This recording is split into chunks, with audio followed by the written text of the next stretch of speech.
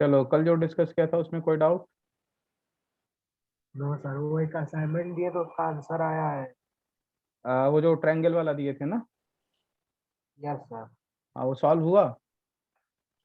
Yes sir, हो गया। ठीक है। मतलब कोई डाउट हो तो पूछ रहे हो, अदरवाइज आंसर तो मुझे भी उसका नहीं पता है। ठीक है ना? मैं मेथड नहीं, बता। हाँ आंसर आ गया है मेरे। आंसर आ गया है ना? वो देखो यस सर। पूरी तरह से वेक्टर को रिजॉल्व करने वाला क्वेश्चन था। मैं बस थोड़ा सा हिंट कर दे रहा हूँ ताकि तुम अपना मेथड चेक कर लेना सही है या गलत है। देखो हमने कुछ ऐसा दिया था कि ये एक ट्रायंगल बनाया था, और क्या बोला था, ये एक कैसा ट्रायंगल है? Equilateral triangle. Equilateral triangle. हाँ। यहाँ पे एक चार्ज था जिसे शायद हमने Q1 वगैरह बोला था। यहाँ पे चार्ज था जिसे हमने क्या कहा था, Q2। और यहाँ पे एक चार्ज था, इसे मान लो हमने कहा Q3। तो Q1 बराबर कितना दिया था हमने? -2 माइक्रोकूलम। -2 माइक्रोकूलॉम। Q2 बराबर कितना बोला था? +2 माइक्रोकूलम। +2 माइक्रोकूलॉम। और Q3? -2 माइक्रोकूलम। -2 माइक्रोकूलॉम। तो चलो देखो, और अब R तुम, इज इक्वल टू 1 मीटर। हाँ ठीक है, तो साइड R = 1 मीटर। ठीक है ना? अब देखो एक बात तो तय है कि जब इक्विलेटरल ट्रायंगल बोला है तो ये सारे के सारे एंगल्स कितने हैं? 60 डिग्री। 60 डिग्री। ये सारे के सारे एंगल्स कैसे हैं? 60 डिग्री के एंगल हैं। 60 डिग्री। क्लियर? अब चलो तुम्हें Q1 पर फोर्स पर पूछना था, मतलब net force on Q1 due to Q2 and Q3, ये पूछा गया था। तो अब चलो Q2, तो बताओ Q2 का फोर्स किधर की तरफ होगा? Q2 की वजह से Q1 पे फोर्स किधर होगा? अट्रैक्टिव होगा, यस है कि सर। नहीं? क्योंकि दोनों ही क्या है, अपोजिट। तो यानी कि ये हो गया। तो F12 यानी force on one due to two. और ऐसे ही Q1 पे फोर्स ड्यू टू Q3, वो किधर की तरफ होगा? आउटवर्ड। रिपल्सिव। रिपल्सिव आउटवर्ड होगा। तो वो ऐसे हो जाएगा। यानी कि ये क्या है, Q13। बोलो ठीक। यस अब अगर, सर। हाँ अब अगर मैथमेटिकली तुमको थोड़ी सी बात, सॉरी ये F13 है, F13। अब अगर तुम्हें मैथमेटिकली बात समझ में आए, तो ये जो F12 है और F13, इन दोनों का मैग्नीट्यूड क्या होगा? बराबर होगा। समझ में बात आई क्या? क्यों? क्योंकि R की वैल्यू दोनों के लिए सेम है और चार्जेस की वैल्यू सेम है। ठीक। तो देखो, F12 = F13 इक्वल्स कितना? K, या K की वैल्यू ही रख देते हैं सीधे सीधे। 9 9 × 10 to nine the power into 9। Ten to the power 9 into 2 into 2 to 10 to the power minus. Upon, हाँ सॉरी, इंटू 10, मैं डायरेक्ट लिख देता हूँ, 10 टू दावर -12। -12। ठीक है ना? अपॉन 1 का होल स्क्वायर। अरे बोलो यही आएगा क्या? तो कितना हो जाएगा ये यस सर। देखो, 2 2 जा 4 9 जा 36, यानी 36 × 10 to the power minus. -3 newton. बोलो ठीक। अब यस इसको देखो, सर। मैं थोड़ा सा ऐसे बना दूं यहाँ पे। ये मान लो कि चार्ज है, तो एक फोर्स इधर लगा, एक फोर्स इधर लगा। एक सेकंड बेटा।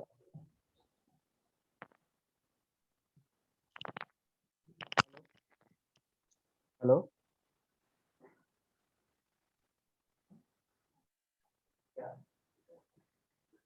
अच्छा इसी नंबर पे? ठीक है सर।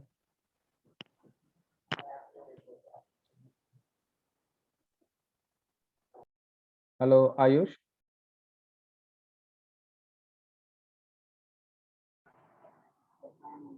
Yes sir.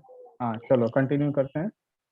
तो देखो, ये फोर्स आ गया, तो इसकी वैल्यू कितनी आ गई, thirty F12। Six into 10 to the power -3। ऐसे ही एक फोर्स ये आ गया, ये भी कितना है, 36 into 10 to the power 36 minus × 10 three to the power अच्छा अब बताओ ये एंगल कितना है दोनों के बीच का?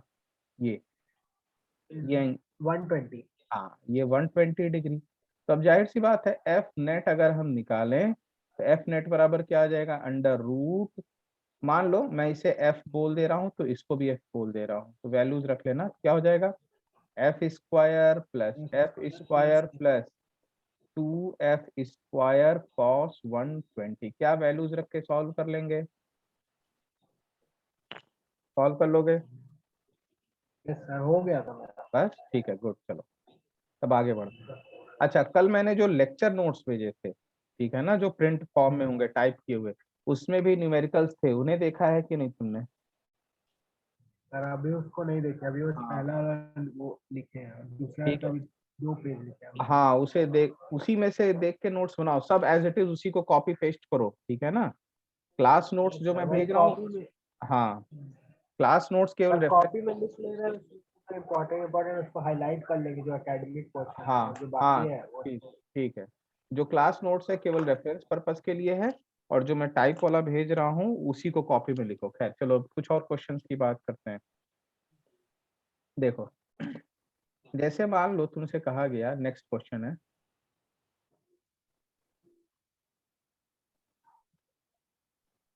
हेलो शशांक, चलो देखो नेक्स्ट क्वेश्चन की बात करते हैं। मान लो ये ऐसे एक रूफ है, ठीक है ना,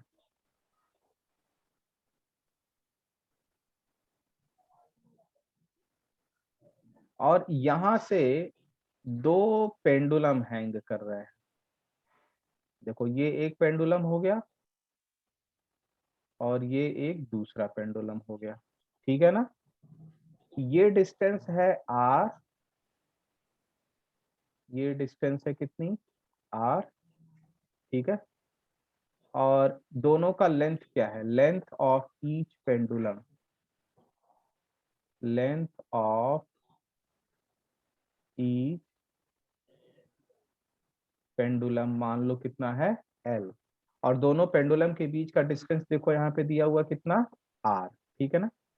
और ये जो बॉल्स हैं, इन्हें बॉल कह लो या बॉब बोलते हैं, तो मास कितना है इनका, तो मास ऑफ ईच बॉब मान लो हमने कहा m, ठीक है ना। एंड एक बॉब पे, ठीक है ना, इसको मान लो हमने कहा 1, बॉब 1, और इसको हमने कहा 2, या ऐसे नीचे दिखा लेते हैं, इसको मान लो हमने कहा 1 और इसको हमने कहा 2। तो इस पे चार्ज आ गया मान लो Q1, इस पे आ गया मान लो Q2, क्लियर। और ये Q1 जो है वो है प्लस Q, और Q2 जो है इसकी वैल्यू है माइनस Q, ठीक है। तो अब खुद से सोचो इन दोनों बॉब्स पे, ठीक है ना, अगर हम प्लस Q चार्ज इस पे दे दें और माइनस Q चार्ज ऐसे दे दें, तो क्या ये दोनों ऐसे पैरेलल में रहेंगे, या ये मतलब क्या कॉन्फ़िगरेशन इनका होगा, सोच के बताओ। अट्रैक्ट करेंगे, हाँ ये अट्रैक्ट दो, करेंगे। हाँ ये दोनों एक दूसरे को क्या करेंगे, अट्रैक्ट करेंगे। Attract hello Shashank, B shape में शायद सर, हाँ, यानी बी कि, शेप हाँ, ठीक ठीक। तो अब देखो इसमें क्वेश्चन क्या है, ध्यान से देखो क्वेश्चन, ये तो वो दिया था, अब इसमें पहला क्वेश्चन देखो क्या पूछा जाएगा।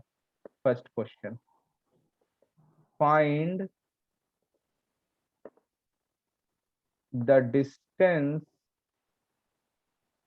Between the bobs, find the distance between the bobs, पहला क्वेश्चन। दूसरा क्वेश्चन पूछा गया, tension in each string, tension in each string, कि दोनों स्ट्रिंग में टेंशन कितना है। जैसे मान लो मैं अगर तुमसे पूछूं कि यहाँ पे कोई चार्ज वगैरह नहीं है, तो बताओ ये जो स्ट्रिंग है, इस स्ट्रिंग में टेंशन कितना है, बता सकते हो क्या? इस स्ट्रिंग में टेंशन, इसमें टेंशन कितना है और इसमें टेंशन कितना है, दोनों स्ट्रिंग में टेंशन, अगर कोई चार्ज वगैरह की बात ना हो तो एम जी। दोनों में ही कितना टेंशन होगा, mg होगा, ठीक है ना। करेंगे। तो हाँ, तो चलो अब सॉल्यूशन की बात करते हैं, देखते हैं। अच्छा, मान लो फिर से मैंने कहा कि कोई चार्ज जैसी बात नहीं है, तो दोनों बॉब्स के बीच का डिस्टेंस कितना होगा, अगर चार्ज वगैरह ना R। हो, हाँ तो आर ही होगा।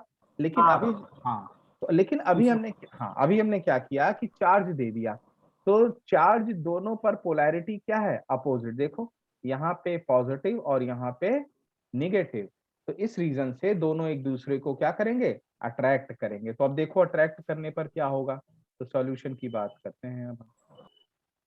तो सबसे पहले सॉल्व करने के लिए हम इसका फिगर ड्रॉ कर लें, और ये फिगर हम कॉन्सेप्ट से बनाएंगे कि क्या हो सकता है। तो ये ऐसे हैंग कर रहा था, तो अब दोनों बॉब एक दूसरे को क्या करेंगे, अट्रैक्ट करेंगे। तो अट्रैक्ट करेंगे तो बेसिकली वो इस तरह की सिचुएशन कुछ हो जाएगी ऐसे, क्योंकि दोनों ही एक दूसरे को अट्रैक्ट करेंगे। ये फिगर समझ में आया क्या?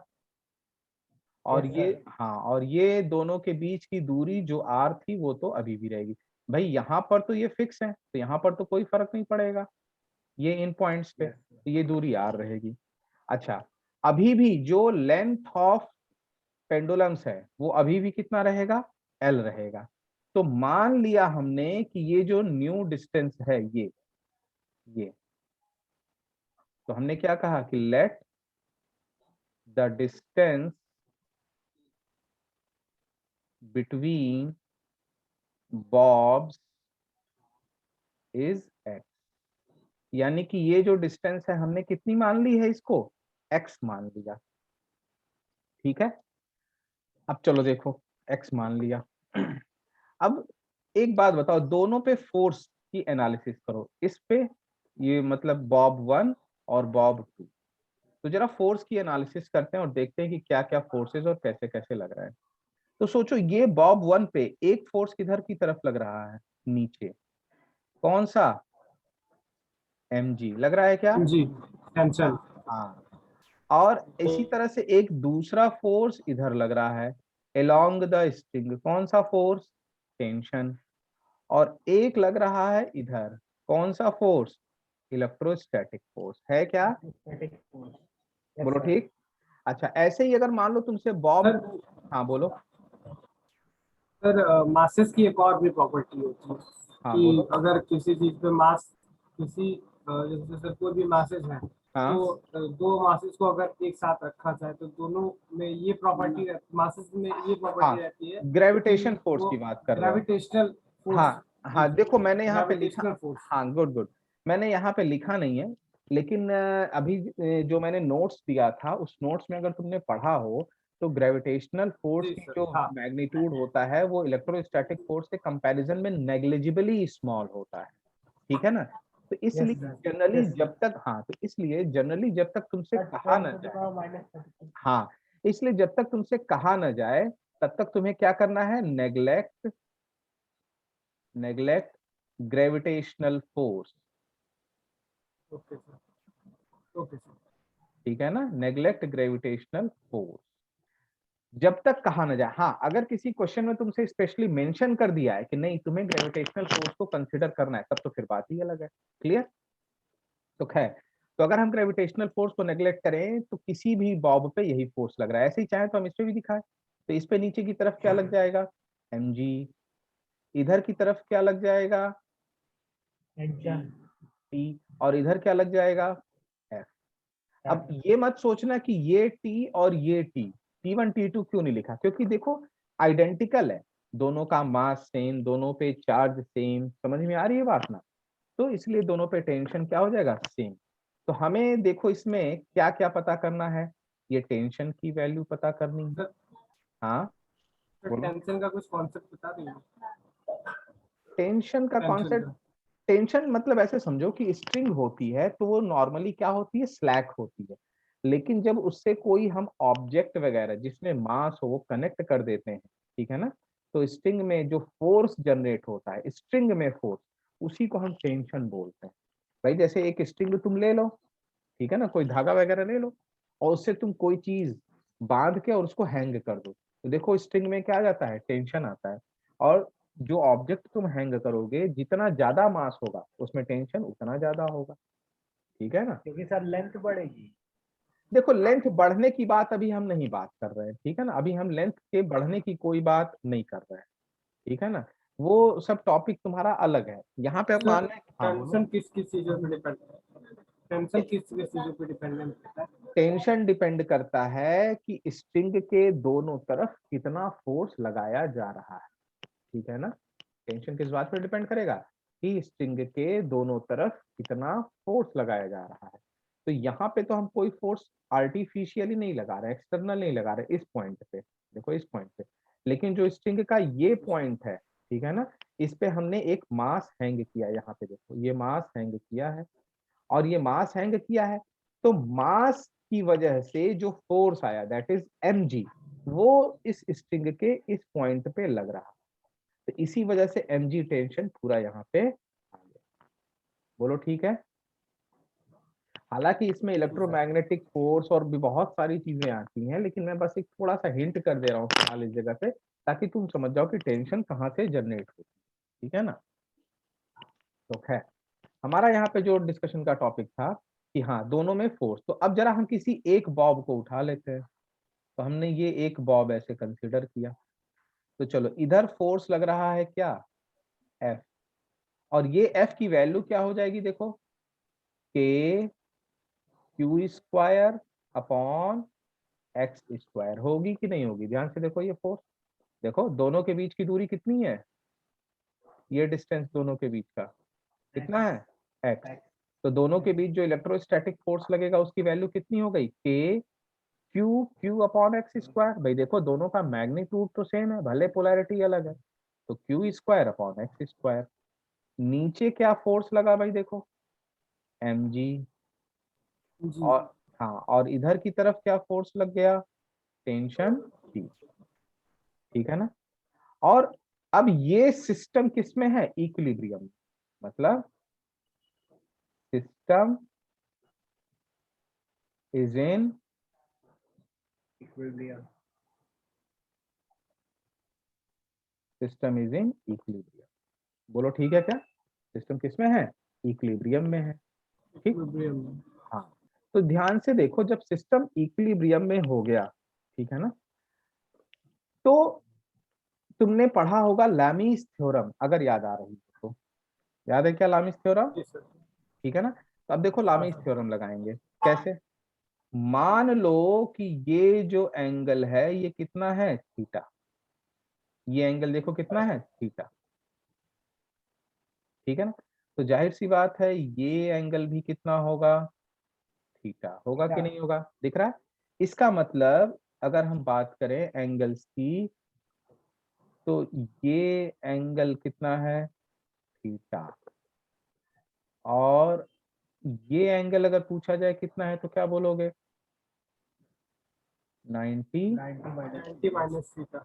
बोलो ठीक है क्या। तो देखो लामीज थ्योरम के अकॉर्डिंग मैं लिखूं, अच्छा ये एंगल कितना है, ये 90 डिग्री। 90। अरे बोलो है कि नहीं है। Yes sir. हाँ, तो चलो लामीज थ्योरम लगाएंगे। लामीज थ्योरम, देखो मैंने पहले ही कह रखा है कि इलेक्ट्रोस्टैट्स का शुरुआत प्योरली वेक्टर और मैकेनिक्स है, ठीक है ना। तो देखो लामीज थ्योरम क्या कहेगा, T upon sine 90।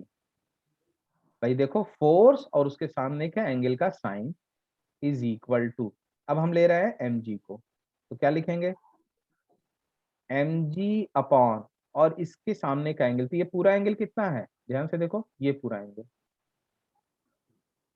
90 90। Plus theta. हाँ, तो क्या हो 90 जाएगा, plus theta. Good good, sine 90 plus theta, theta.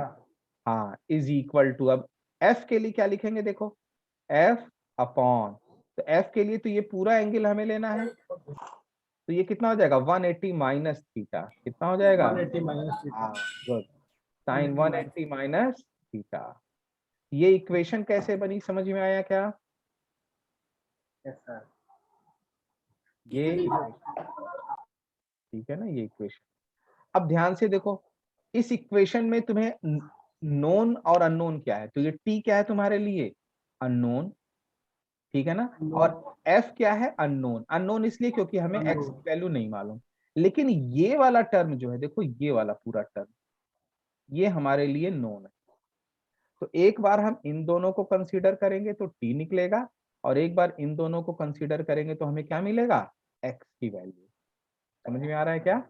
तो देखो क्या लिखेंगे, तो देखो हम क्या लिखेंगे, t upon sine 90 is equal to mg upon sine 90 plus theta.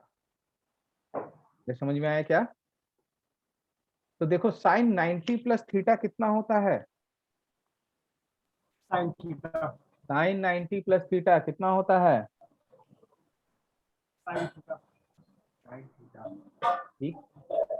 तो देखो, तो t is equal to sine 90 की वैल्यू कितनी हो गई, 1 हो गई, साइन 90 की वैल्यू हाँ 1, तो ये क्या हो जाएगा, mg अपॉन साइन थीटा।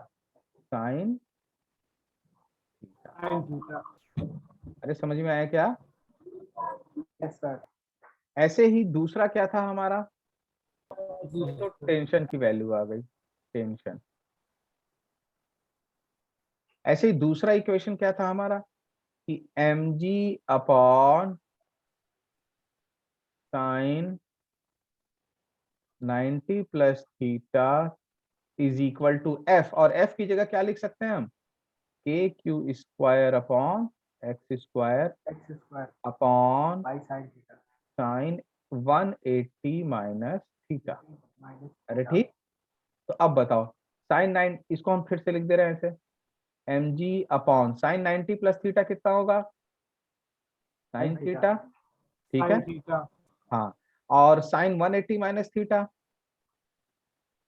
बोलो, साइन थीटा, साइन थीटा। तो साइन क्या हो गया, थीटा, हाँ, x square into sine theta, sine theta से साइन थीटा क्या हो गया, कैंसल, कैंसल। ठीक।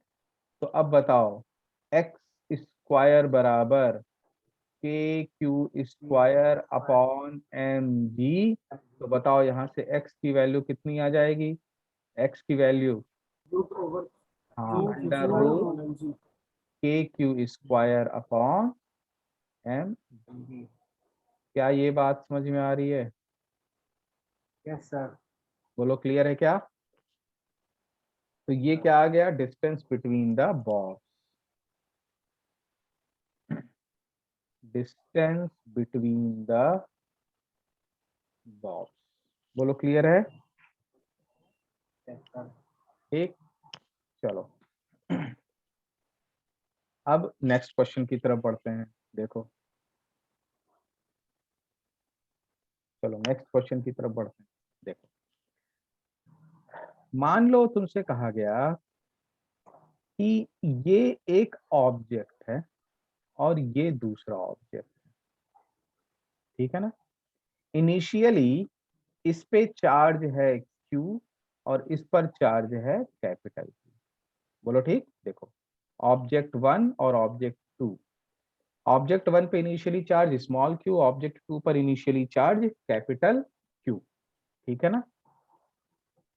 अब इन चार्ज, सॉरी, ऑब्जेक्ट 1 से ऑब्जेक्ट 2 पे एक चार्ज ट्रांसफर किया गया Q डैश, ऑब्जेक्ट 1 से ऑब्जेक्ट 2 पे चार्ज ट्रांसफर किया गया क्या, Q डैश, मतलब चार्ज ट्रांसफर्ड,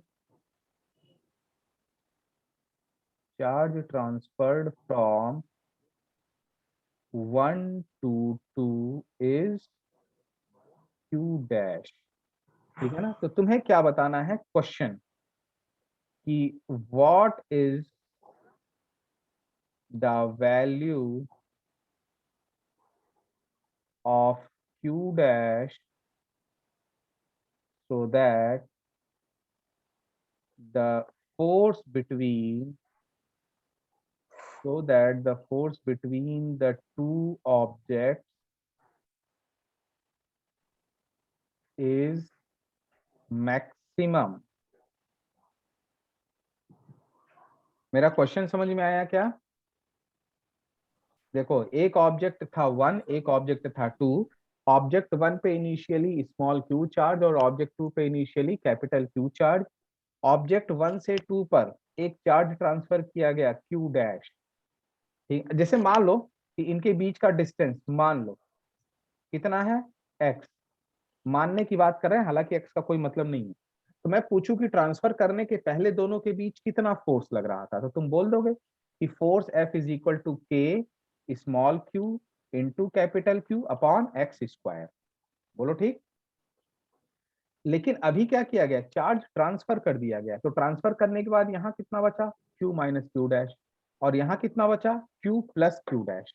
तो तुम्हें ये बताना है कि Q डैश की वैल्यू क्या हो, सो दैट कि दोनों के बीच लगने वाला फोर्स क्या हो, मैक्सिमम।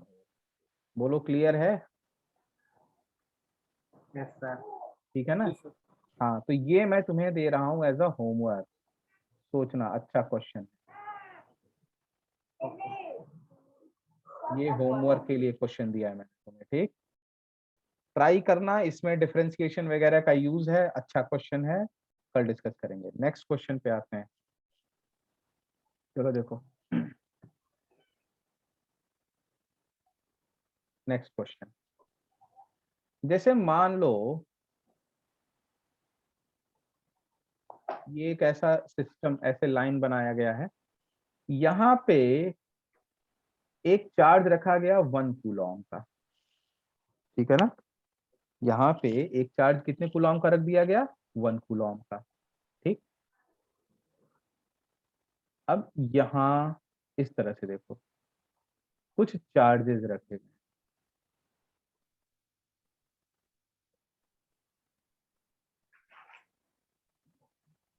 चलो इतने ही बहुत है, ठीक है ना।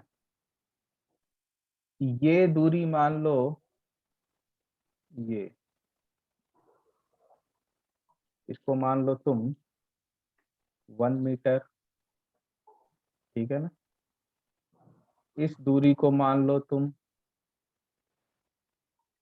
2 metre,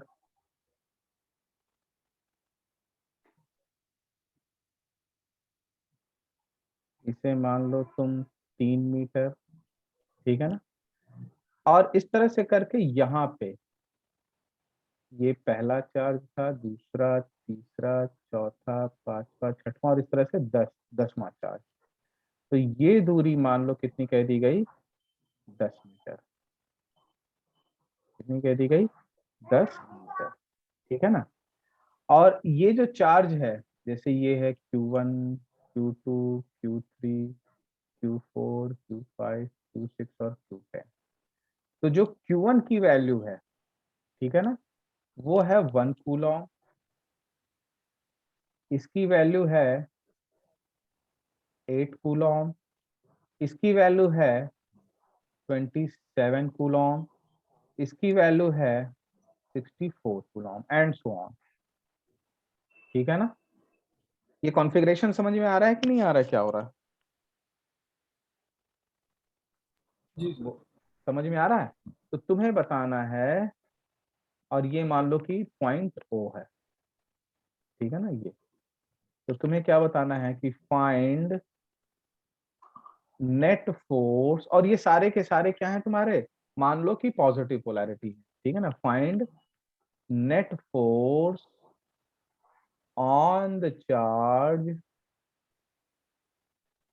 kept at origin O, kept at origin, मतलब तुम्हें ये ओरिजिन O पे जो चार्ज रखा गया है, इस पे नेट फोर्स की वैल्यू बतानी है कितनी होगी, और ये सारे चार्जेस का कॉन्फ़िगरेशन तुम्हें दे दिया है।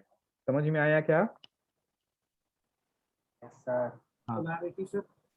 और ऐसे ही मान लो ये 1000 कूलॉम लास्ट में हो जाएगा, ठीक है ना। 1 मिनट का टाइम, हाँ बोलो। इन सबकी पोलैरिटी। पोलैरिटी सबकी पॉजिटिव है, मैंने क्या बोला कि all the charges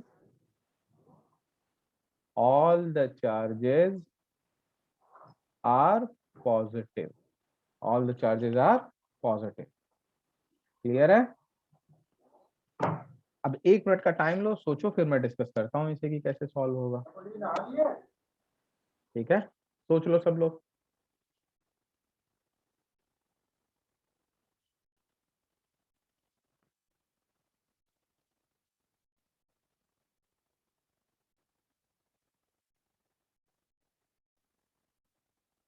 सोच लिया क्या?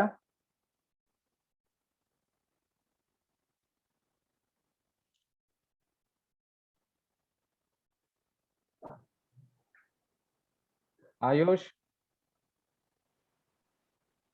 Yes sir. हाँ शशांक सोचो।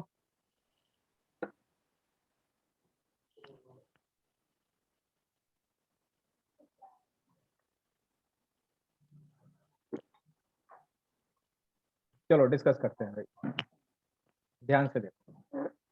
बेसिकली क्या है कि यहाँ पे अगर देखा जाए टोटल कितने चार्ज हैं तो 11 चार्ज है भाई। ये 10 तो ये है यहाँ से यहाँ तक, और 11वां ये है। ठीक, जरा सोचते हैं, देखो क्या होता है। देखो एक बात बताओ, सारे की पोलैरिटी क्या है? सबकी पोलैरिटी पॉजिटिव है। तो ये हाँ, तो ये सारे चार्ज मिलके इस ओरिजिन वाले चार्ज को क्या करेंगे?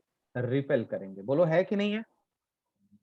Yes sir. हाँ हाँ। तो देखो ओरिजिन वाले चार्ज पे, ये देखो मैंने यहाँ ओरिजिन वाला चार्ज बनाया, इस पे कितने फोर्स लग रहे होंगे? 10 फोर्स। भाई देखो, पहले चार्ज के कारण फोर्स लगा F1, दूसरे चार्ज के कारण फोर्स लगा F2, तीसरे चार्ज के कारण फोर्स लगा F3। ऐसे ही 10वें चार्ज के कारण कितना फोर्स लग जाएगा? F10 लगेगा कि नहीं लगेगा? हाँ, और देखो डायरेक्शन भी क्या लेफ्ट में होगी, क्योंकि रिपेल करना है। तो अगर तुम्हें इस ओरिजिन वाले चार्ज पे नेट फोर्स निकालना हो तो तुम क्या लिखोगे? F net is equal to F1 plus F2 plus F3 plus F4 and so on. कहां तक? F10 तक। बोलो होगा? तो अब चलो देखते हैं एफ नेट। F1 की वैल्यू कितनी है जरा बताना तो। F1 की वैल्यू, F1 भाई, F1 इन दोनों के बीच लगने वाला फोर्स है ना। तो देखो क्या लिखेंगे, के की वैल्यू बाद में रख लिया जाएगा। के Q1 कितना है? 1 कूलॉम। 1 कूलम। तो के इंटू 1 इंटू, और इसकी वैल्यू कितनी है? 1 कूलॉम 1 अपॉन, कूलम। दोनों के बीच की दूरी कितनी है? 1 मीटर। तो 1 1 मीटर। का स्क्वायर। अरे बोलो है क्या? Plus, yes sir. हाँ अब F2 किसके बीच लगने वाला फोर्स है? ये क्या है तुम्हारा? P2 और F2।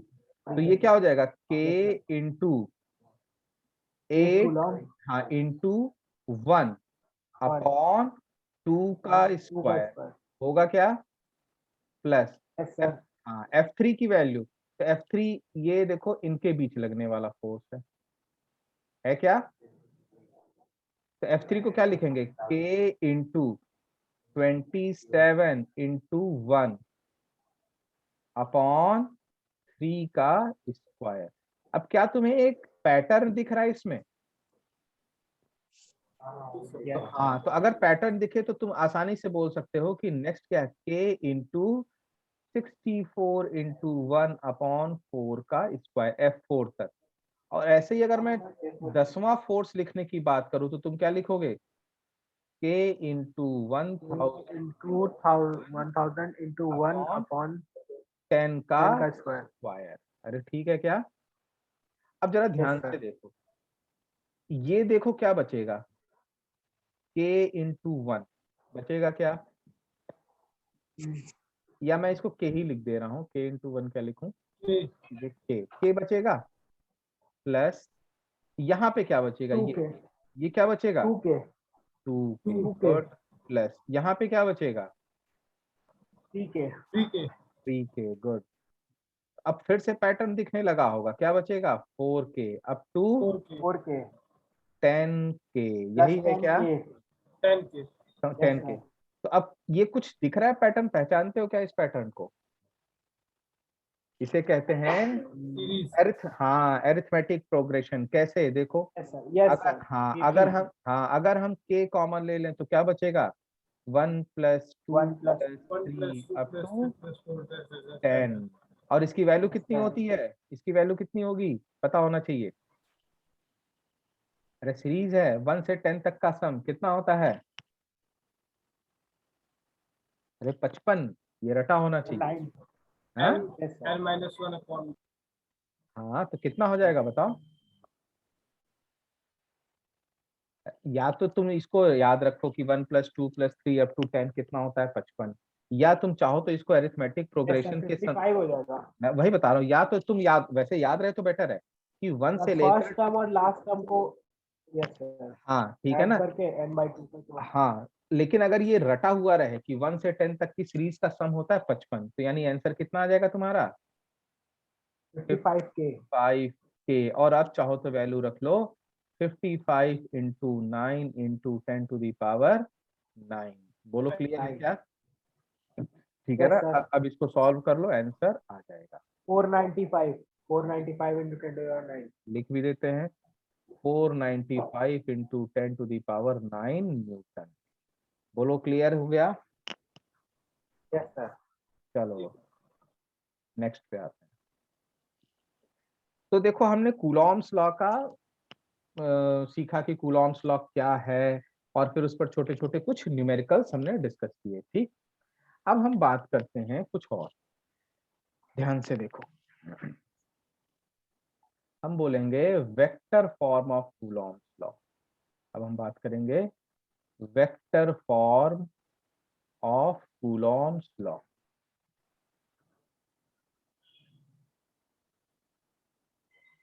Vector form of Coulomb's law. तुम कहोगे कि इसकी जरूरत क्या है, जैसे समझते हैं बात को कि हम क्यों पढ़ रहे हैं। अभी तक हमने जो भी पढ़ा वो क्या है कि दो चार्जेस के बीच लगने वाला force F is equal to K Q1 Q2 upon R square. और अगर कल के लेक्चर में तुम्हें याद हो तो हमने बोला था कि ये क्या है, F का मैग्नीट्यूड है, ऐसा कुछ लिखवाया भी होगा। ये भी क्या है, चार्जेस यस की सर। मैग्नीट्यूड है, पोलैरिटी नहीं है। तो क्या है, मॉड्यूलस है। हाँ मॉड्यूलस या मैग्नीट्यूड। मॉड्यूलस। ठीक है ना, ऐसे ये है। और ये भी बोला होगा कि this formula this gives only magnitude not the direction. बोलो है क्या, नॉट द डायरेक्शन। तो तुम हो सकता है कि ये सोचो कि भाई ठीक है, क्या जरूरत है डायरेक्शन की। डायरेक्शन तो हम लॉजिक लगा के पता कर सकते हैं। जैसे देखो, दो तीन क्वेश्चन मैंने तुम्हें दिए, जैसे देखो कौन कौन से क्वेश्चन। अभी मैंने यही वाला क्वेश्चन दिया, तो भले ही हमने जो कॉन्सेप्ट यूज किया स्केलर वाला, वेक्टर फॉर्म यूज नहीं किया, लेकिन तुमने ये तो बता दिया ना कि जो चार्ज है इस पे लगने वाला नेट फोर्स इधर की तरफ लग रहा है। लॉजिक से बताया या नहीं बताया, जी बोलो। सर।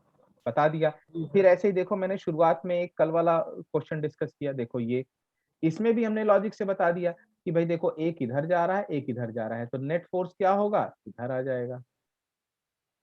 बोलो कह सकते हैं कि नहीं कह सकते हैं? तो हो जी सकता सर। है, हाँ हो सकता है कि बच्चे सोचे कि क्या जरूरत है हमें वेक्टर फॉर्म अलग से पढ़ने की, हम तो लॉजिक लगा के डायरेक्शन बता सकते हैं। तो ऐसा नहीं है कि आप हर बार लॉजिक लगा के डायरेक्शन को बता लो। जैसे मैं एक क्वेश्चन दे रहा हूं और उसको जरा समझने की कोशिश करो। ठीक, मैंने तुमसे कहा कि एक क्यूबॉइड है, एक एग्जांपल लेते हैं और फिर उस एग्जांपल को समझने के बाद हम वेक्टर फॉर्म समझेंगे। पहले हम ये समझने की कोशिश करते हैं कि वेक्टर फॉर्म जरूरी क्यों है, भाई हम पढ़ ही क्यों रहे हैं, क्या इसके बिना काम नहीं चल सकता हमारा। तो देखो एक सेकंड, देखो जैसे मान लो मैं तुम्हें बोलूं कि एक क्यूबॉइड है,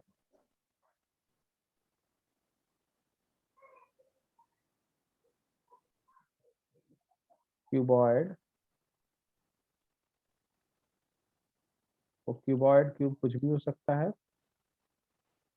हम क्यूब ही ले लेते हैं, कैलकुलेशन आसान हो जाएगी, साइड्स वगैरह सब सेम रहेंगे और कुछ नहीं। मान लो ये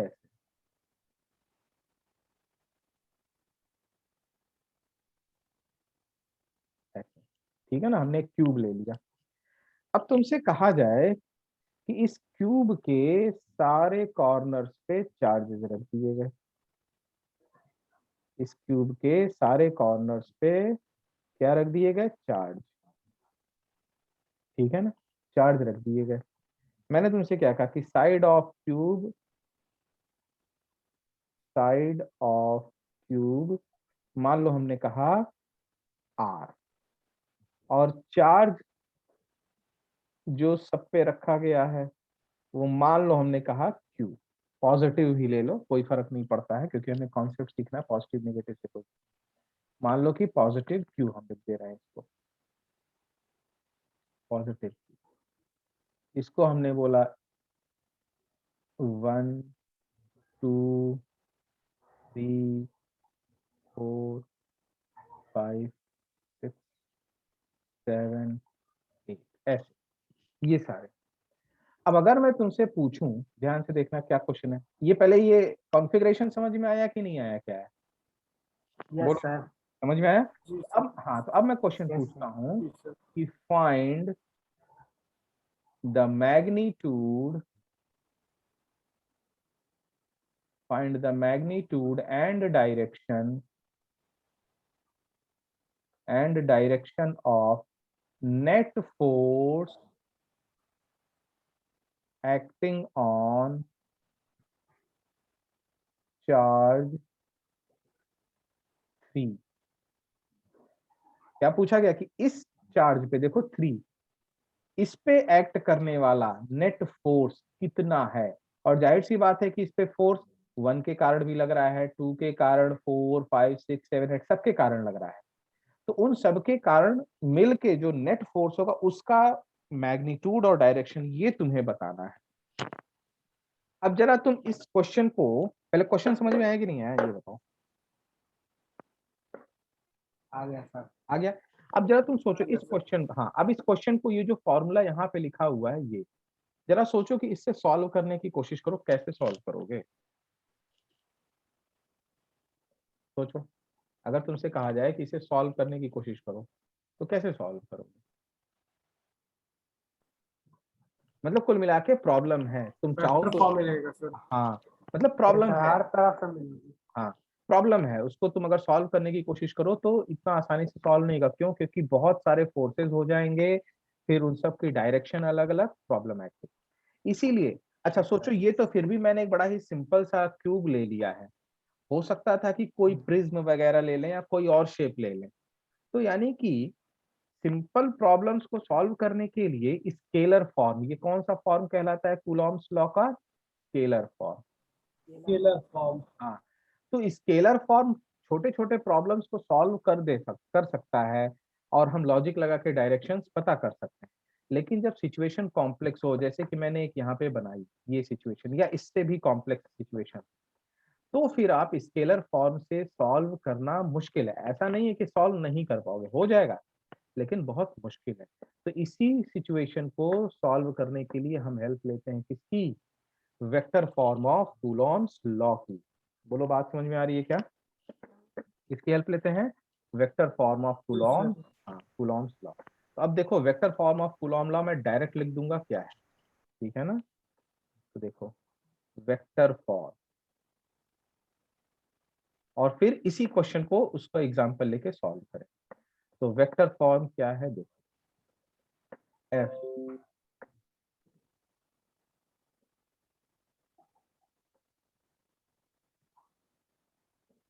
F is equal to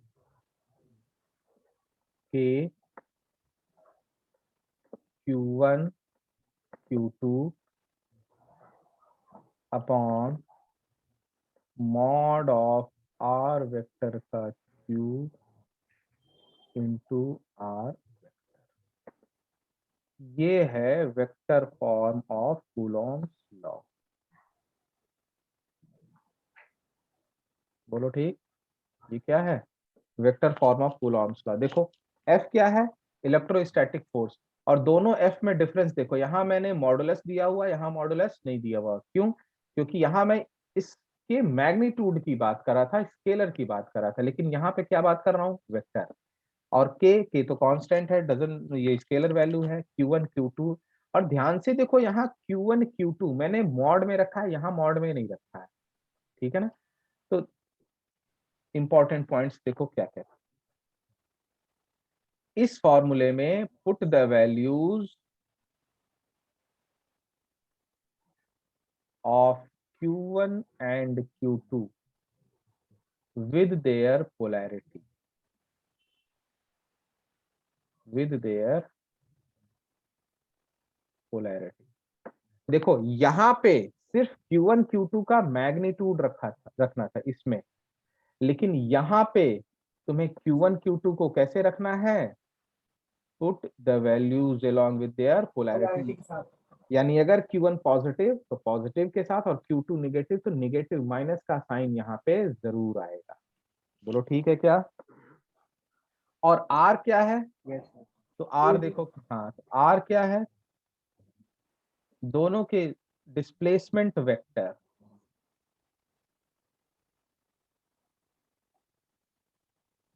displacement vector between the two charges,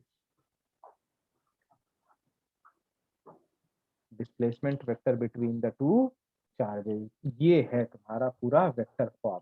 अब ये तुम्हें खुद से प्रैक्टिस करके सीखना पड़ेगा कि किस प्रॉब्लम को तुम स्केलर फॉर्म से सॉल्व कर सकते हो और किस प्रॉब्लम को तुम वेक्टर फॉर्म से सॉल्व कर सकते हो। तो ये जो प्रॉब्लम मैंने यहाँ पे दिया है, एग्जाम्पल दिया है, ये तुम्हारा ऐसा नहीं है कि स्केलर से सॉल्व नहीं होगा, बट बहुत टफ हो जाएगा और वेक्टर से आसानी से सॉल्व होगा। तब चलो समझते हैं कि कैसे ये सॉल्व करना है, ठीक है ना? चलो देखो, चलो सॉल्यूशन की बात कर। अच्छा, मैंने साइड कितना लिया है इसका? ए लिया है ना? साइड नहीं बताया। हाँ ठीक है, साइड ए लिखा है, ये आर लिया है तो साइड ऑफ क्यू, ठीक है ना? हाँ। ठीक है ना? चलो अब देखते हैं। देखो इस तरह के क्वेश्चंस को करने का पैटर्न क्या है। जो चार्ज है इनमें से किसी एक चार्ज को क्या मान लो, ओरिजिन पे। ध्यान से सुनना, ये पैटर्न है, तरीका है। इसमें से किसी एक चार्ज को कहाँ पे रखा हुआ मान लो, ओरिजिन पे। तो हम मान लेते हैं कि चार्ज 6 कहाँ पे रखा है, ओरिजिन। तो देखो अगर हम चार्ज 6 को ओरिजिन पे रख दें तो ऐसे सिचुएशन बन जाएगी कि नहीं? देखो दिख रहा है क्या हुआ? ठीक सर। ध्यान से देखें, ये हमारा क्या हो जाएगा, x, ये क्या हो जाएगा, एक्स y, वाई और ये वाई z। जेड। तो मैं इसी जेड। चीज, हाँ बोलो बात समझ में आई क्या, x y z, ठीक है ना? तो सबके कोऑर्डिनेट्स लिखो पहले, स्टेप वाइज समझते चलो। देखो पहला स्टेप क्या बोला मैंने, पहला step consider, consider any charge, जो तुम्हारी मर्जी है, consider any charge at origin, consider any charge at origin. तो देखो हमने चार्ज 6 को ओरिजिन पे मान लिया है, ठीक है ना? देखो चार्ज 6 कहाँ पे है, ओरिजिन पे। इसके बाद क्या करना है हमें, देखो दूसरा स्टेप, कोऑर्डिनेट हाँ, रखना है। Right coordinates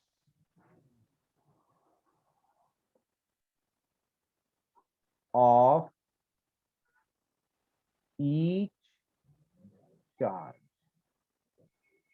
right coordinates of each charge, ठीक है ना? अच्छा सुनो, इसको r की जगह ना 1 ले लो, थोड़ा सा कैलकुलेशन आसान हो जाएगी, और कोई बहुत बड़ा रीजन नहीं है इसके पीछे, ठीक है ना? इसको साइड कितना ले लो, 1 ले लो, कोऑर्डिनेट लिखने में आसानी हो जाएगी, ठीक है ना? अब खुद से सोचो 1, तो जरा इसका कोऑर्डिनेट बताओ तो कितना हो जाएगा, चार्ज 1 का कोऑर्डिनेट, भाई 6 तो ओरिजिन पे है, तो 6 का तो तुम तुरंत 1 बोल 0 सकते हो ना। 0 1 अरे 6 का तो 0 0 0 लिख दोगे, 0 0 0 ठीक है ना? 1 का क्या हो जाएगा, 1 का 0 1 1 0 0 1 0 0, 1 0। ठीक है ना? तो ऐसे ही देखो हम क्या लिखेंगे, तो देखो Q1, Q1 कितना हो गया, 0 1 0। Q2 कितना हो जाएगा, देखो ये Q2, Q2 कितना हो जाएगा सोचो, अरे 1 कॉमा 1 1 कॉमा 0। 0, है कि नहीं? अरे यस देखो सर। x एक्सिस 1 में 1, 1 1 0। हाँ y एक्सिस, तो ये कितना हो जाएगा 1 1 0। तो Q2 हो गया तुम्हारा 1 1 0। Q3 कितना हो जाएगा देख के बताओ मुझे, Q3, 1 1 1। हाँ 1 1 1। Q4 कितना हो जाएगा, ये हो जाएगा सर Q4, 1 हाँ 0, अरे x एक्सिस 0 पे तो है ही नहीं 1 ना, 1। तो 0 1 1 0 1 1 0 1 1। ठीक है। 5 का कितना हो जाएगा 0 देखो, 1 1। 5, 0 0 1। 1, ठीक है। 7, 0 1 0 7, अरे 1 एक्स एक्सिस में देखो गया हुआ है ना, 1, 0, 1 1 0 0 हाँ 1 0 0, अरे एक्स एक्सिस पे है ना देखो, और ये 8 yes sir yes sir Q8 1 0 1 sir 1 1 0 1 हाँ एक्स एक्सिस में 1 101 101 101, तो अब इसी चीज को यहाँ पे लिखना है, ठीक है ना। तो मैं ऐसे लिख दे रहा हूँ एंड सो ऑन, ठीक है ना, लिख लोगे अब। अब Yes, तीसरा sir. अब तीसरा स्टेप देखो क्या है, right displacement vector, right displacement vector of each charge with respect to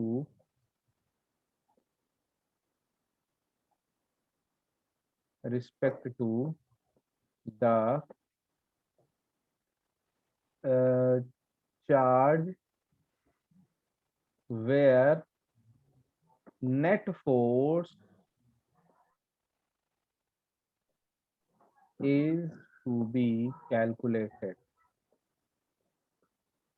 समझ में आया थर्ड पॉइंट क्या कह रहे हैं, कि तुम्हें हर चार्ज का डिस्प्लेसमेंट वेक्टर निकालना है, ठीक है ना, या पोजीशन वेक्टर निकालना है, किसके रिस्पेक्ट में, उस चार्ज के रिस्पेक्ट में जिसके ऊपर तुम्हें नेट फोर्स कैलकुलेट करना है। अरे क्लियर हुआ क्या, मतलब देखो, Yes, sir. मतलब देखो तुम्हें क्या निकालना है, जी सर R13, क्योंकि हमें किस किस चार्ज के रिस्पेक्ट में निकालना है, देखो 3 के लिए नेट फोर्स ऑन चार्ज 3, तो 3 के रिस्पेक्ट में सबका पोजीशन निकालना है। समझ में आया क्या, तो R13, फिर ऐसे ही, अच्छा R13 निकालना हो तो हम क्या बोलेंगे इसको, R1 माइनस R3, ठीक है।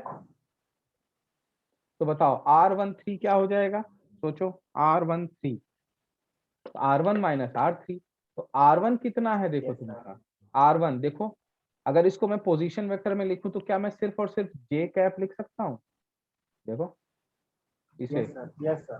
अरे जे कैप लिख सकते हैं, माइनस Yes, sir.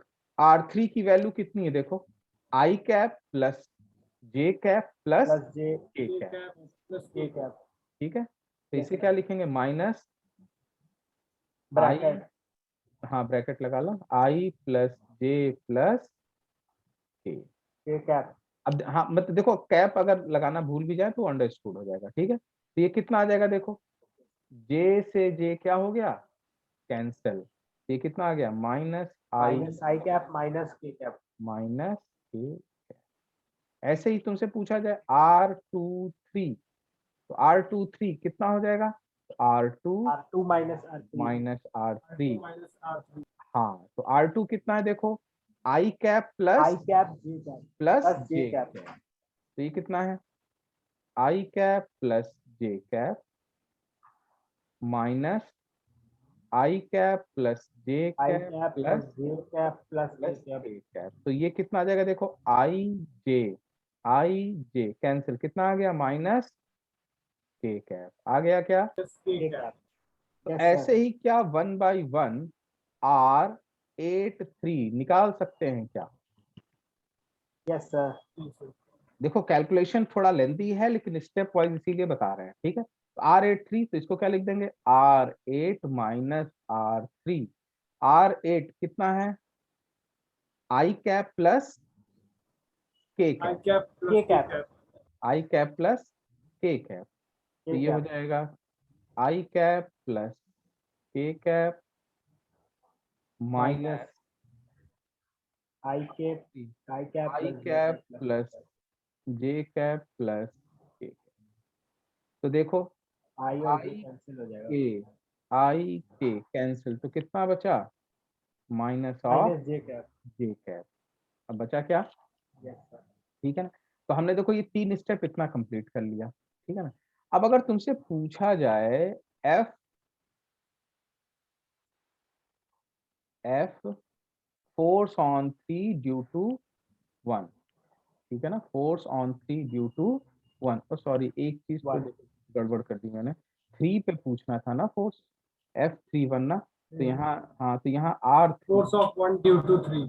हाँ फोर्स, तो इसको ऐसे हमें निकालना था, R31 R32, तो सर ये प्लस में रहता ना बस, हाँ अब वो I के डायरेक्शन साइड चेंज हो जाएगा, R38।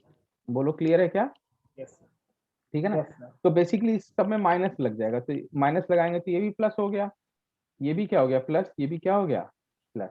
ठीक है, अरे चेंज हो जाएगा ना, देखो R3 minus R1, yes sir, R3 minus R2, जी R3 सर। माइनस R8, ठीक है ना? तो F31 अगर मुझे लिखना हो तो मैं क्या लिखूंगा, ध्यान से देखो, जो फॉर्मूला वेक्टर फॉर्म वाला मैंने लिखा है यहाँ पे, तो देखो K Q1 Q2, तो K Q1 Q2 तो लिख लो, तो सबकी वैल्यू कितनी है, मान लो Q है, तो क्या हो जाएगा K Q स्क्वायर। ठीक है, समझ में आया? देखो K Q1 Q2 तो दोनों ही Q Q है, और ऑलरेडी मैंने क्या बोल दिया है कि दो सारे के सारे चार्ज क्या हैं, पॉजिटिव, सारे के सारे चार्ज क्या हैं, पॉजिटिव।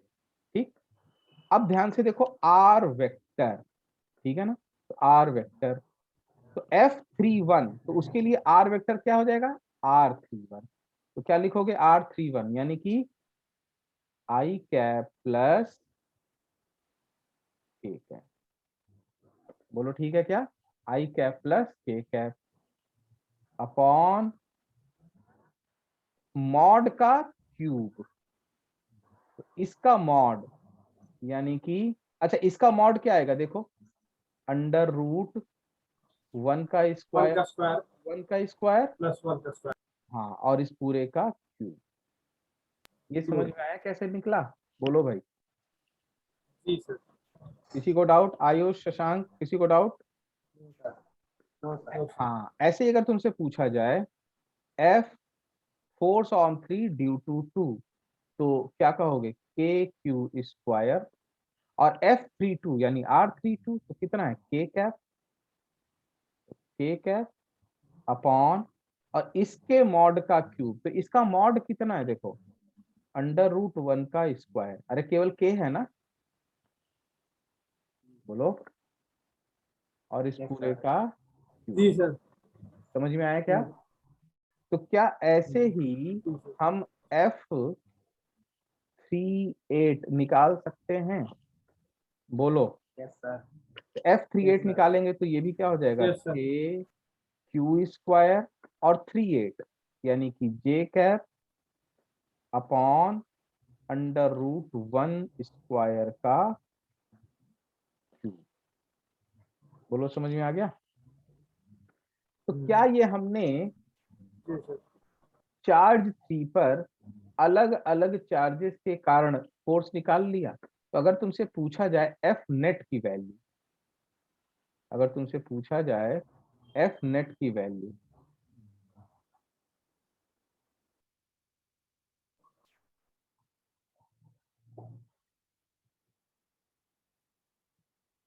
सम कर दिया जाएगा। हाँ, तो F net is equal to F31 plus, ये वेक्टर लगा लेना ऊपर, F31 plus F32 plus F34 plus and so on F38। अब क्या इसे सॉल्व कर सकते हो, देखो F31 की वैल्यू है कि नहीं ये पता, F32 की वैल्यू पता है कि नहीं, और F38 की वैल्यू पता है कि नहीं पता है, दिख रहा है? जी सर। तो अगर इसे वैल्यूज रख के यहाँ सॉल्व कर लो तो तुम्हें तुम्हारा आंसर मिल जाएगा। तो यही है तुम्हारा vector form of Coulomb's law. समझ में आया? सर डायरेक्शन का कुछ प्रॉब्लम नहीं आएगा इसमें? बिल्कुल नहीं आएगा, क्यों? क्योंकि देखो तुमने ऑलरेडी आई जे के फॉर्म में निकाला है ना भाई। देखो ध्यान से, तुम डायरेक्शन की बात कर रहे हो, तुम्हें बता दूं, जैसे मान लो बेटा मैंने कहा कि जो नेट फोर्स आया एफ नेट, मान लो वो आ गया 3 I cap plus 4 J cap, मान लो, फॉर एग्जाम्पल, यही आया। तो एक बात बताओ, अगर तुम्हें कोई वेक्टर क्वांटिटी इस तरह से लिख के दी गई है, तो इसमें तुम मैग्नीट्यूड एंड डायरेक्शन दोनों ही तो बता सकते हो, कैसे? अरे मैग्नीट्यूड कितना हो जाएगा, अंडर रूट 3 का स्क्वायर प्लस 4 का प्लस स्क्वायर, 4 का स्क्वायर। और डायरेक्शन क्या लिखोगे, देखो tan theta is equal to 4/3। अरे बता लिया कि नहीं बता लिया, देखो ये समझ डायरेक्शन समझ में नहीं आया सर, कैसे निकालें। ये नहीं समझ में आया। नहीं सर। अरे ये तो वेक्टर का कॉन्सेप्ट है ना, ध्यान से देखो, जो डायरेक्शन होता है, ठीक है ना, वो क्या होता है, tan theta is equal to y component upon x component. तो देखो यस सर। y, ये देखो मैंने कल भी बोला था क्लास में कि वेक्टर का कॉन्सेप्ट बहुत ही अच्छे से पढ़ लो, नहीं तो इलेक्ट्रोस्टैट्स का शुरुआत का ही जितना पढ़ा रहे हैं और अभी अगले कम से कम 6-7 लेक्चर कुछ भी समझ में नहीं आएगा, क्योंकि प्योर वेक्टर ही है और कुछ नहीं है, ठीक है। तो आज बल्कि वेक्टर थोड़ा सा रिवाइज कर लेना, नहीं तो कुछ भी समझ में नहीं आएगा अगला 6-7 लेक्चर तक। वैसे मैं बता दूं कि जैसे मैं एक एग्जांपल यहाँ पे फिर से लिख दे रहा हूँ कि अगर कोई वेक्टर ए है जो कि A I cap plus B J cap ऐसे रिप्रेजेंट किया गया, तो इसका मैग्नीट्यूड जो होता है वो होता है अंडर रूट ए स्क्वायर प्लस बी स्क्वायर, और जो डायरेक्शन होता है tan थीटा वो होता है b/a। समझ में बात आई क्या। तो ये वेक्टर का कॉन्सेप्ट है जो कि तुम्हें अच्छे से पता होना चाहिए, ठीक है। तो सोचो उसी बेसिस पे अगर हम इन सबको ऐड कर दें तो वेक्टर फॉर्म में हमें कुछ इक्वेशन मिलेगी, जो इक्वेशन आएगी वो किस फॉर्म में आएगी, वेक्टर फॉर्म में आएगी। तो वेक्टर फॉर्म में अगर हमें कोई आंसर मिलता है तो हम उससे मैग्नीट्यूड और डायरेक्शन दोनों ही पता कर सकते हैं। Clear, yes sir. कोई डाउट। तो ये, हाँ, तो ये वैल्यूज तुम रख के सॉल्व जरूर कर लेना इसे, और एक्सप्रेशन आई जे के फॉर्म में निकाल लेना, ठीक। चलो आगे देखते हैं कुछ और, या एक क्वेश्चन मैं दे रहा हूं जो तुम अभी प्रैक्टिस करो, क्योंकि मुझे थोड़ा सा आसान दे रहा हूँ ताकि तुम्हारा कॉन्फिडेंस बन जाए कि हाँ तुम सॉल्व कर सकते हो। बहुत ही आसान क्वेश्चन दे रहा हूँ, ये पहले कल या परसों की क्लास, शायद कल ही की क्लास में मैंने ये दिया था क्वेश्चन।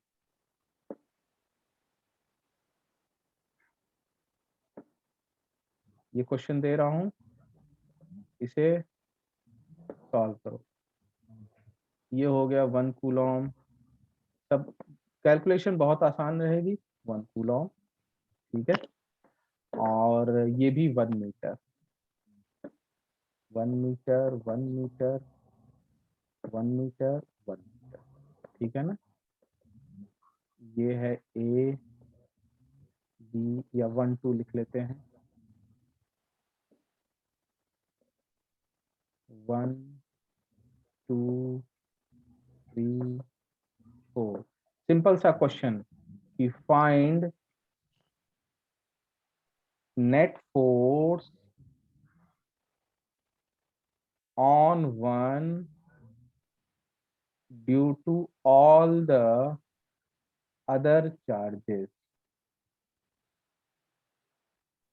चलो सॉल्व करते हैं, थोड़ा सा देखते हैं। तो तुम्हें क्या पता करना है, नेट फोर्स ऑन वन।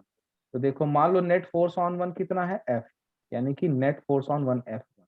तो इसको हम क्या लिखेंगे, देखो force on one due to two plus force on one due to three plus force on one due to four. अरे और तो कोई चार्ज नहीं है भाई, तो यही तीन है बस, नो सर।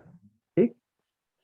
तो इसे हम अब अलग अलग देखते हैं। तो हम जो स्टेप लिखे थे तुम्हें, ये स्टेप, यही स्टेप्स को हम सिंपल फॉलो करेंगे। तो चलो देखो कैसे फॉलो करते हैं हम। तो हमने क्या कहा कि किसी को मान लो ओरिजिन, तो हम ठीक है 4 को मान लेते हैं ओरिजिन पे। तो ये हो गया हमारा x, ये हो गया y। तो बताओ इसका कोऑर्डिनेट कितना हो जाएगा, इसका चार्ज 1 का कोऑर्डिनेट कितना होगा बताओ। 0, अरे 0,1 हो जाएगा। 0,1। हाँ 2 का कोऑर्डिनेट कितना हो जाएगा भाई, देखो 1,1। 1,1। 3 का कोऑर्डिनेट 1,0, और 4 का 1,0। कोऑर्डिनेट 0,0। ठीक है क्या, 0,0। ठीक है ना। तो यहाँ पे हमें क्या निकालना है, तो यहाँ पे हम निकालेंगे, देखो R1। R1 कितना है भाई? देखो, क्या हम इसे सिर्फ और सिर्फ जे कैप लिख सकते हैं? अरे देखो R1 को, R1 वेक्टर लिखा भाई। R2 को क्या लिख सकते हैं? R2, देखो ये R2 है, तो इसे हम क्या लिख सकते हैं? आई cap plus J cap. R3 को क्या लिख सकते हैं हम? R3, इसे हम लिख सकते हैं आई कैप। और R4 ये हो जाएगा 0 आई कैप प्लस 0 जे कैप। अरे लिख लिया कि नहीं लिख लिया भाई? देखो, ठीक है ना? Yes, sir. तो अब हमें क्या निकालना है? F12 यानी force on one due to two. तो हम निकालेंगे R12, ठीक है ना? कि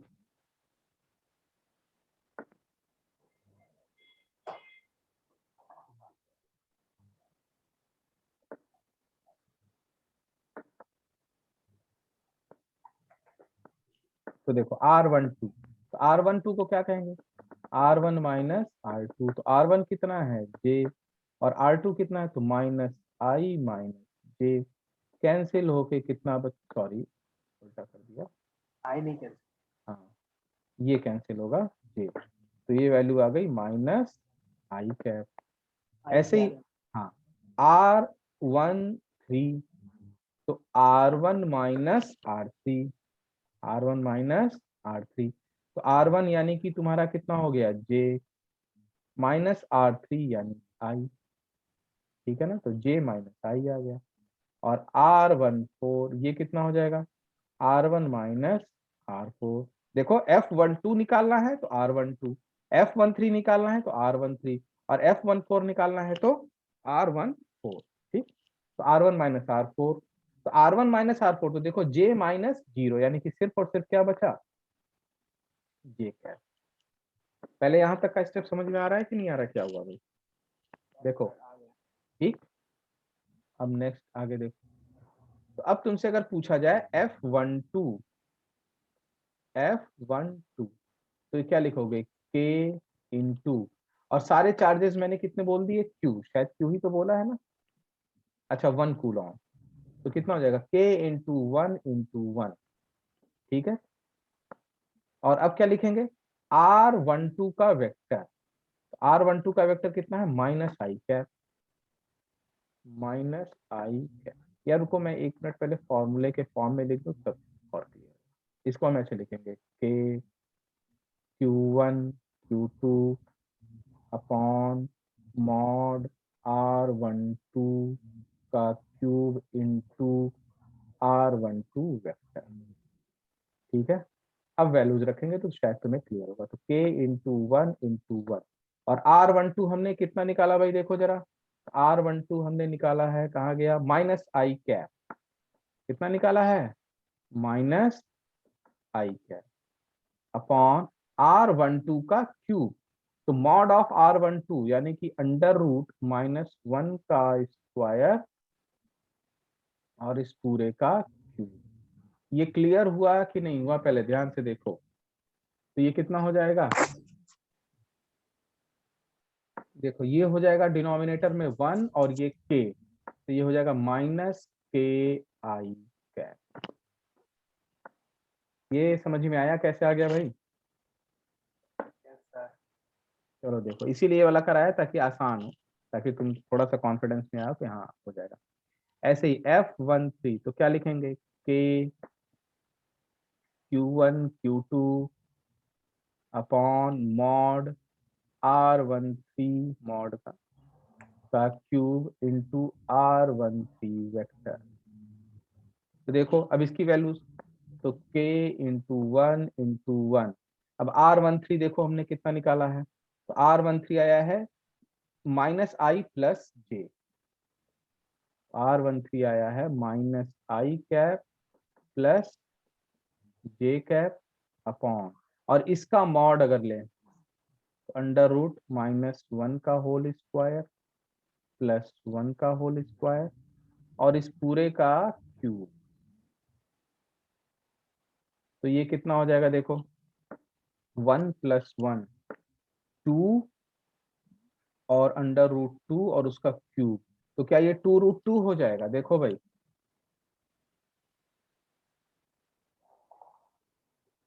हेलो, यस सर।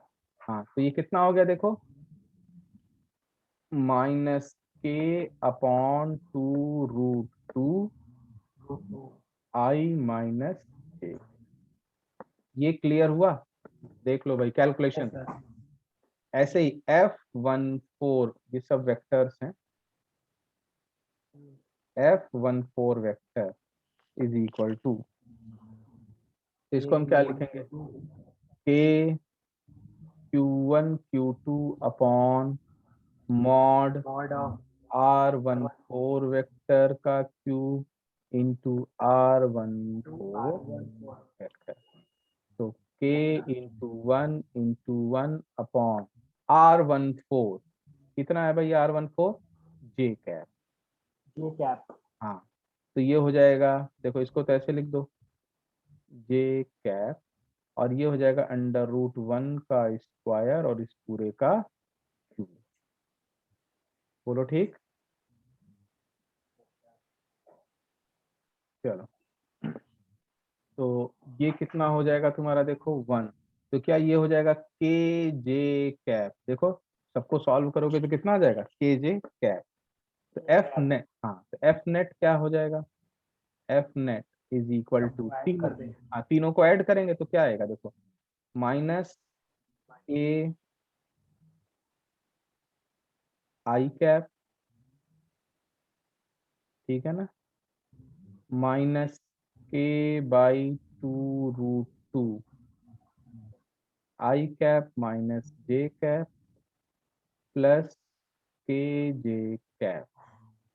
तो इसे थोड़ा सा और इलेबोरेट करें अगर हम अलग अलग, तो -k आई कैप -k/2√2 आई कैप प्लस k/2√2 जे कैप प्लस के जे कैप। तो आई और जे वालों को अलग अलग लिख लेते हैं,